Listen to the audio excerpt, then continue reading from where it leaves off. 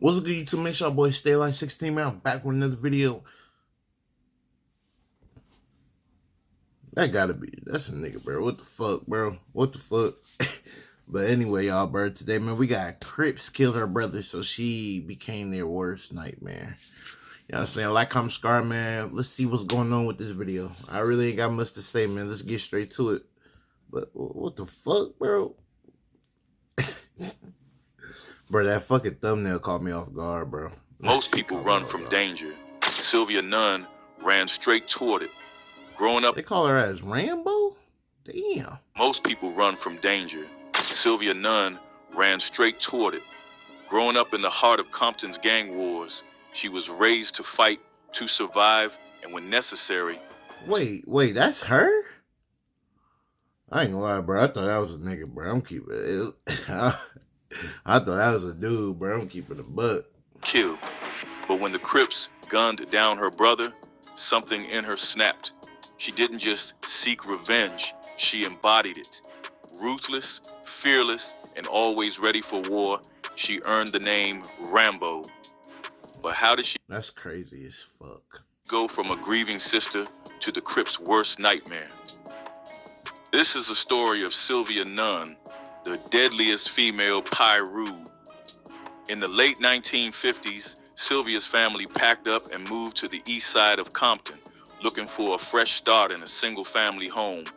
The neighborhood, however, was under the grip of the Lueders Piru, a blood gang. Sylvia came into the world in 1962, born into a well-off black family. She grew up with two brothers, including her older brother, Marcus, better known as China Dog, who would go on to become one of the founding members of the Lueders Piru gang. Their father, Willie Nunn, wasn't just any man. He was a professional boxer, tough and disciplined. Keep it moving, keep it moving. I want to know. He made sure Sylvia knew how to defend herself, teaching her both how to fight and how to handle a gun. See, that's what I'm finna do with my kids, bro, on sub, bro. My kids, they need to learn some type of martial arts. They need to learn how to defend themselves. They need to learn how to use a gun, any weapon. Cause, bro, tomorrow is never promised, bro. On some real stuff, it's not, bro. Just gotta be on point, bro. You gotta be cautious, bro. Every time, every way, bro. For real, you gotta be cautious with your shit. Lessons would prove invaluable when she found herself in dangerous situations, especially as gang tensions escalated around her. Despite the tough environment, her parents worked hard to provide for their family, making sure their children had everything they needed. Sylvia, in particular, never went without. Every year, she got a brand new car, a reflection of the family's financial stability. But in 1973, everything changed. Willie Nunn was arrested for drug possession and sent to prison. And just like that, the backbone of the household was gone. Without him, the Nunn children were left to navigate a world that was getting darker by the day. Compton wasn't the same place it used to be. Gangs were growing fast, and both Crip and Piru sets were carving out their territory. Sylvia grew up in the middle of it all, watching and learning. She had... Bro, stop showing that bro, stop showing that picture, bro. Show a different picture, bro. Now you trying to be on that, but show a different picture, bro. Nah, bro. Two major influences, one teaching her, the other showing her that fighting wasn't just expected, it was normal. Picking up a gun wasn't a last resort. It was just part of life. And being in a gang, that wasn't a choice. It was survival. Her mother didn't raise her to be a lady. There were no dolls, no dress up, no makeup lessons. Instead, she learned how to fight before she even knew how to fix her hair. Everything she knew came from the men around her, men in gangs, men who lived by a code of violence and respect.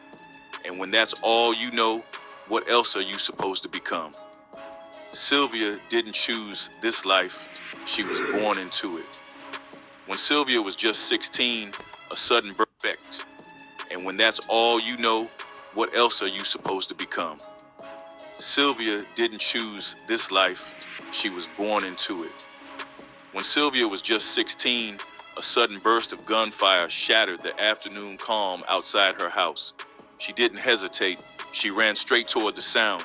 Just a short distance away, in a nearby park, a crowd had already gathered.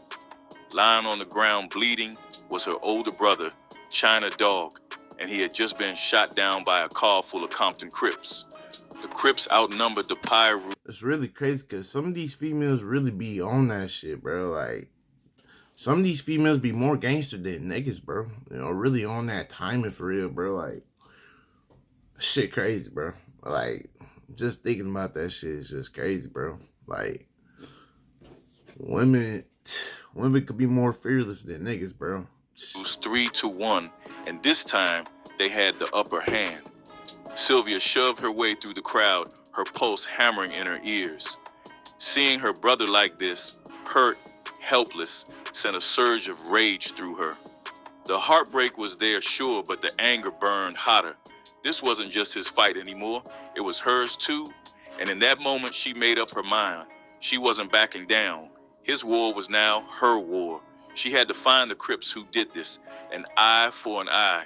That was the only justice that made sense in her world. Sylvia Nunn believed that the main thing was to kill, to take control of life and death with her own hands. But despite how bad it looked, China Dog survived. He was rushed to a nearby hospital where he was now recovering. And Sylvia, at just 16 years old, she had made her choice. All this shit on 16 too? Damn, man. Damn. But what happened to her brother, though? I thought he died. That's what it says on the title. He must have been struggling in the hospital, bro, and probably just passed on. Shit. She was now a member of the Lueders Park Pirus. Now, if you're talking about the most notorious Piru sets in Compton, the Lueders Park Piru, also known as the Lueders Park Bompton Piru, has to be in the conversation. But before they were Pirus, they were actually called the Lueders Park Hustlers back in the 1970s. Over time, they transitioned into becoming a full-fledged Piru gang, staking their claim on the east side of Compton. Their name comes straight from Lueders Park, their old stomping ground. That's where members would gather, playing ball, getting high, and let's be real, planning their next moves. This wasn't just a hangout spot, it was their headquarters, the place where everything started. And from there, their reputation only grew. Now their turf stretches from Bullis Road to Atlantic Avenue between Compton Boulevard and Rosecrans Avenue. They're boxed in by some other well-known sets. Mob Piru to the north, Hollywood Piru to the south, Elm Street Piru to the west, and Lime Hood Piru to the east. And while they had their fair share of allies, they also had a long list of enemies, especially among the Crips and some Sureño gangs. If you know anything about the 90s West Coast rap scene, then you know about Suge Knight. The Death Row Records boss had strong ties to the mob Piru, and the Lueders Park Piru were right in that mix. In fact, they were hired as security for Death Row during the height of the gangster rap era. Back then, the lines between the streets and the music industry were blurred. Gang politics bled right into the rap game. And when Tupac Shakur was shot in Las Vegas on September 7th, 1996, everything exploded. The streets of Compton turned into a war zone. The mob Piru and Southside Compton Crips were already beefing. But after Tupac's murder, things got even worse. Lueders Park Piru sided with mob Piru in the conflict, and the violence only escalated. But here's the twist. Despite riding with mob Piru during the war, Lueders Park and mob Piru eventually became enemies themselves. A lot of it stemmed from internal conflicts, betrayals, and murders tied to the death row era. They tried calling a truce, but in the end, it just didn't stick. When it comes to alliances, Lueders Park Piru has linked up with sets like... Bro, how many Piru gang members sets are there? Like, I hear Piru. This is like a couple of them, bro. It's crazy because LA, bro, in them neighborhoods, bro, them bitches be looking nice as hell. Like, the neighborhoods look nice as hell, bro, but it's so corrupted with this gang violence and shit, bro. That shit crazy. Elm Street Piru, Lime Hood Piru, Hollywood Piru, and Cross Atlantic Piru. With the Kelly Park Compton Crips, Santana Block Compton Crips, Dusty Hood Compton Crips, Neighborhood Compton Crips, and even some blood sets like Fruittown Piru. And then there's their long-standing beef with the Sureños, including gangs like Compton Vario 70s, Compton Vario Chicano Gang, and Compton Vario Largo 36. Sylvia was the youngest in the Lueders Park crew and the only girl carrying a gun. More than anything, she wanted to prove she was just as tough as her older brother, Marcus. She wasn't about to be treated like some tagalong. She wanted respect. So when Marcus's friends asked her to help rob a gas station, she didn't hesitate. They walked there together, and along the way, they were hyping her, even carrying her on their shoulders like she was some kind of champion. When they got there, they smashed the window with her ass was the fucking trump card of that group. the handles of their guns and then shoved Sylvia through the broken glass. Inside, with a gun pointed straight at her face, she locked eyes with the cashier. They made it clear this was a robbery and there was no room for mistakes. Sylvia grabbed every last dollar from the register and handed it over to the Bloods, but she wasn't about to walk away empty-handed. She made sure she got her cut. Marcus's boys looked at her funny, almost like they thought it was a joke. They told her they'd buy her a popsicle or something. But Sylvia... Oh, nah, you disrespectful to the motherfucker, bro. You don't do that now. Especially when I came here, like, nigga, bro, I came here, robbed this place with y'all, just, nigga, I'm as equal as y'all, bro. Just cause she a woman, bro, don't play her ass like that, nigga. See, this is what's wrong with people, bro. Underestimating these women, bro, on some real stuff, bro. Cause these women, they could get more active than niggas, bro. Like, for real, bro. Like I seen women on go before a nigga, bro. I'm dead ass serious, bro. Like, don't do her like that now. Don't play with her ass like that, bro. Shit. It wasn't laughing. She let them know real quick. This wasn't a game to her. If she was doing the job, she was getting paid. So they tossed her some loose change. It wasn't much, but Sylvia didn't care. She wasn't just some girl tagging along. She was one of them, and she was going to make sure they knew it. Unlike most of the girls in the pack, Sylvia didn't just follow orders or wait for someone to tell her what to do. That wasn't her style. She wanted to stand on her own, just like Marcus. And with both of them deep in the Bloods, their house became more than just a home. It turned into the gang's headquarters, and that put a target on it. The Crips knew what was up, and they weren't about to let it slide. They started lighting up the Nun house with gunfire, aiming to take out China Dog. But it wasn't just the Crips after him. The police wanted him too. They'd come knocking, looking to drag him in, and every time they did, they clashed with his mother. The cops didn't just come for him. They made sure to threaten her too. Sylvia couldn't take it. Watching them harass her mother over and over lit a fire in her. She stepped up furious, telling them to back off, to leave her mother alone. One of the cops just looked at her, almost amused, then threw a line at her. "Who do you think you are, Rambo?" And from that moment on, Rambo was born. China Dog eventually... That's crazy as fuck, bro. ...got locked up, spending years in the youth authority. But out in the streets, Sylvia was only sinking deeper into that life. Then came the 1980s, and with it, the crack cocaine epidemic. It tore through South Central Los Angeles, Compton, Watts, Inglewood, everywhere. Gang members weren't just selling it, they were using it too. Sylvia was no different. She already had a name for being violent, always strapped. But now, high on crack, she was out on drive-by shootings, feeling nothing. No guilt, no pain, no remorse.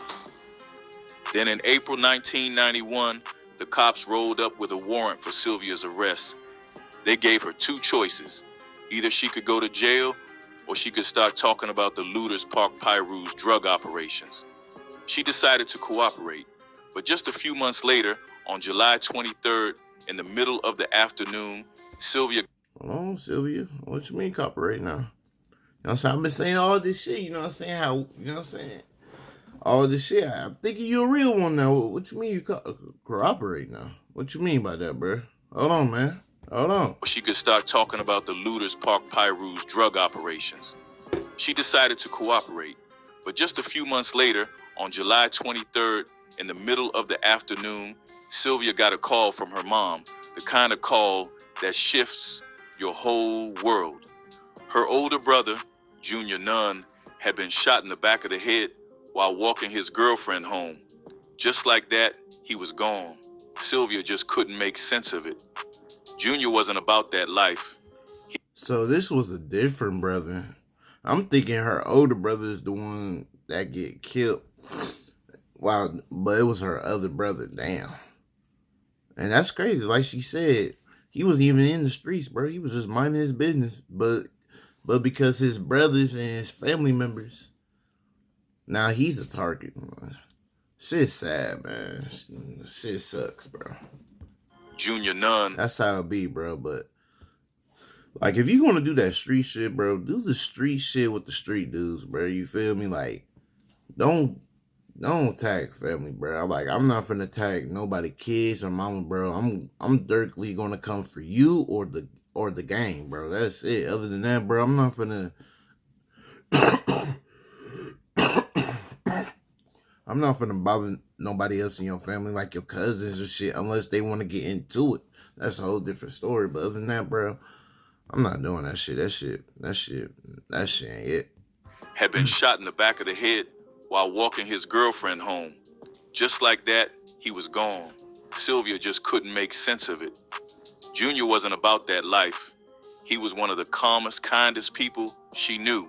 Wouldn't hurt a fly, literally. So why him? Why now? What she didn't see was that this wasn't random. She was right in the middle of it. Her family wasn't just involved in the game, they were royalty.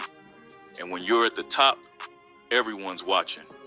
So, what does Sylvia do? She goes home, throws on some men's clothes, and grabs one of her dad's guns. Then, she steps right into Crip territory. She starts chatting, playing it cool, listening, and whenever somebody's name comes up, she makes a note, then heads straight to their house and puts a bullet in their head, one by one, all in the name of Junior. That first kill after her brother's murder, that was it. That was the moment she stopped being just a girl. That was the moment she became a gangster. But revenge wasn't just about her. It was about her mother, too. Instantly, DraftKings... But revenge... Hold on, what you mean revenge on mother? Don't tell me that she went for the cops, too, bro. Or I don't know. Wasn't just about her. It was about her mother, too. Sylvia made sure those other mothers felt the same pain her own mother felt when she got that call. On the streets, word got around quickly. They started calling her by her nickname, Rambo. She wasn't out there trying to look cute. No makeup, no nails, no jewelry, just black from head to toe. Shoes, socks, shirt, pants, coat, and a beanie. Even her red flag, that deep wine. Also, why ain't shit? I ain't gonna lie, bro. Shit. Just black from head to toe. Shoes, all socks, black, all black, bro. Shirt, pants, coat, and don't forget to switch. Hey, don't forget to switch now. A beanie. Even her red flag, that deep wine-colored one, stayed tucked under the beanie. Her job? She was out there to kill. And when it was over, when the streets had been served, she'd slip back into her car, peel off the beanie and coat, let her hair fall, and just like that, she was someone else. Just a woman driving home. That was her disguise. But in 1993, everything changed. In 1993... That's what I be saying, bro. The women be getting away with some shit, bro, because they women, bro. Like, for real, bro. Shit crazy, bro. Like, literally just get away because you're a woman, bro. And that's why I be saying, bro, you don't underestimate nobody, bro. I don't care if you're a woman, bro. I don't care if you're a teenager, bro. I am not underestimating nobody, bro. I'm finna be on cautious, on point with anybody, bro. Sylvia Nunn left behind everything she knew and took off to Las Vegas, Nevada. But in 1993, everything changed. In 1993, Sylvia Nunn left behind everything she knew and took off to Las Vegas, Nevada. That's good shit, though, bro. You can't stay in the streets for long, bro. Like, do what you do, bro. Other than that, get the fuck out, bro. You feel me? She already, you know what I'm saying? She already got her revenge and shit, bro. Don't stay in that bullshit. Go ahead. I'm glad that she did leave and get the fuck away from there, bro. Then, 2 years later, she married John Hardman, a former sheriff from Kansas City, Missouri, and changed her name to Sylvia Hardman, trying to start fresh. It was a complete shift. She walked away from gang life and focused on building a future. She became deeply involved with the Second Missionary Baptist Church in Pahrump, Nevada, trading her old ways for faith. As she put it, I put down Piru and picked up Jesus. But before that transformation, Sylvia had built a reputation, one that made her the central figure in a 2008 episode of Gangland called From Girl to Gangster. The episode focused on female gang members, the Crips and Bloodlets, but the real spotlight was on Sylvia, better known on the streets as Rambo, and her ties to the Lueders Park Pirus. Sylvia described women in gangs as some of the most dangerous players. Why? Because cops were less likely to search them. That gave them an advantage. They could carry weapons, substances, even commit crimes for their male counterparts, all while flying under the radar. These girls weren't just bystanders. They learned early how to survive. They knew how to fight, how to use a knife, how to shoot a gun, and how Telling you, bro, being the girl made them have a fucking advantage, bro. But if it was a nigga, bro, that'd be a whole different story, bro. Man. to steal. Many got caught up in substances, and some were even exploited by the men in their own gangs. But sometimes they flipped the script, using their relationships with rival gang members to gather intel. And Sylvia, she was feared. She had no hesitation, no fear. That's what made her one of the most dangerous women in her gang. But in the end, her story took a different turn. On April 20th, 2010, Sylvia Hardman passed away. She was laid to rest at Woodlawn Cemetery in Las Vegas. Her legacy, however, didn't end there. In Compton, her sister... Bro, what was her cause of death? Well, it seemed like she just passed away. So. 2010, Sylvia Hardman passed away. She was laid to rest at Woodlawn Cemetery in Las Vegas. At least she had a good life, bro. Had a fresh start and get out of that gang shit, bro. And lucky enough, she, you know what I'm saying, never got caught for the shit she did, bro. Shit crazy, man. Vegas. Her legacy, however, didn't end there. In Compton, her sister, Cynthia Nunn, started a non-profit in her honor, Sylvia Nunn Angels. The organization is dedicated to giving back to the community, helping kids and families find a better path, one that doesn't lead to the streets. Sylvia Nunn's life was full of twists and turns, from gangster to believer, from feared to remembered. And through her story, her impact still lives on. What are your thoughts on this story? Appreciate you watching. Man, like, comment, subscribe to him, man. I really ain't got much to say, bro. That shit crazy, though. Like, I'm surprised she got away with the shit she did. But like I said, bro, like you said, her being the woman, she had an advantage. Because like I said, I don't know why people do that, but I'm not doing that, bro. Just because you're a woman, bro, that doesn't mean, like, like, bro, I'm finna still see you as a threat, bro. You feel me, bro? I'm not finna underestimate you just because you're a woman, bro. On some real shit, bro. And that's what's wrong with a lot of people these days. Underestimating women and shit. Oh, she a woman, bro. She ain't finna do this and that. Shit. Some of these women got more heart than niggas, bro. On some real stuff, bro. But yeah, man, that shit crazy though, bro. Like, Shorty was literally Rambo out this motherfucker, bro. And got away with the shit and started a new life somewhere. That shit crazy, bro.